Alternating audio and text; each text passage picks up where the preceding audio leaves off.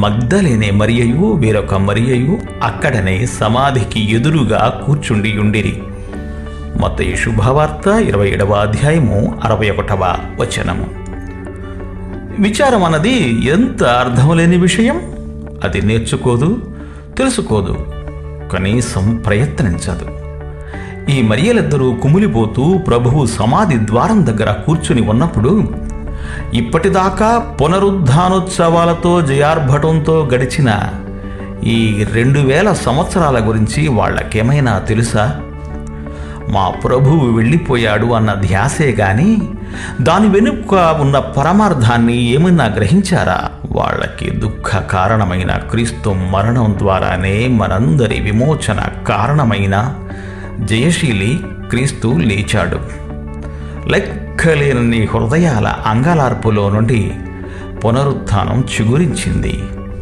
అయితే శోకోపహతులైన ఆ స్త్రీలు మరణ బీజాన్నే చూస్తున్నారు గాని శాఖోపశాఖలుగా విస్తరించనున్న పునరుత్థానపు మొలకలను గమనించడం లేదు. తాము ఏ సంఘటనను తమ ప్రభువు అంతిమ శ్వాసగా భావించారో ఆ సంఘటనే లోకాధిపతిగా ఆయన అభిషేకానికి నాంది అని గ్రహించడం లేదు. యేసు స్వరం తాత్కాలికంగా మోగబోయింది, తిరిగి 10 రెట్లు శక్తిగల పునరుజ్జీవానానికే. కానీ ఆ స్త్రీలకిది ప్రస్తుతం అగమ్యగోచరం. విలపించారు, ఏడ్చారు, నీరసించి తిరిగి వెళ్ళారు. మళ్ళీ వాళ్ళ హృదయాలు కుదుటపడక తిరిగి సమాధి దగ్గరకు వచ్చారు. అయితే సమాధే. సమాధికి స్వరం లేదు, తేజస్సు లేదు. మన జీవితాల్లోనూ ఇది అంతే. మనమంతా వనములో సమాధి నానుకొని దిగాలుపడి కూర్చుంటూ ఉంటాము. దుఃఖానికి ఉపశమనం లేదు. ఈ దుఃఖంలో ఏ ప్రయోజనమూ లేదు. దీని ద్వారా నాకు చేకూరే లాభమేమీ లేదు అనుకుంటూ ఉంటాము.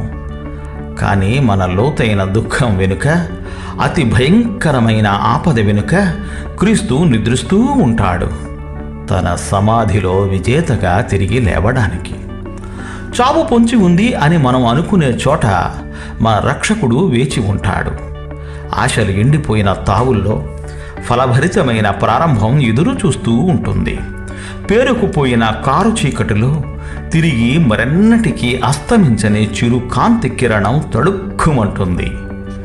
ఈ అనుభవాలన్నీ మన గుండెల్లో నిండిన వేళ ఇక మన తోటలో ఇప్పుడున్న సమాధి ఆ తోట అందాన్ని పాడు చెయ్యదు.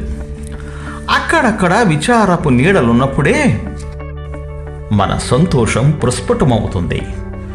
దేవుడు స్థాపించిన ఉల్లాసపు దీప స్తంభాల వల్ల మన విచారపు క్రీనీడలు కూడా అందంగానే కనిపిస్తాయి. ఆ నీడల్లో పూసిన పూలు ఇంపుగా కనిపించకపోవచ్చు. వాటిని కోసి మాల కట్టడానికి మనకు ఇష్టం లేకపోవచ్చు. కానీ అవి ఆత్మ పుష్పాలు. ప్రేమ, ఆశ, విశ్వాసం, శాంతి, సంతోషాలు ప్రతి క్రైస్తవుడి అంతరంగంలోనూ ఉన్న విచార సమాధి చుట్టూ వికసించే పరిమళ సుమాలు ఇవి. శోకాల కాలిబాట క్రీస్తు విశ్రమించిన చోట.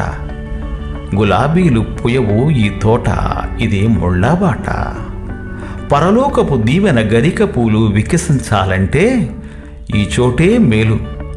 ఈ బాటలో సిలువ మోసినవాడు రాజకుమారుడవుతాడు ముందు నాడు. దేవుడు మిమ్ము దీవించుగాక. Amen, amen.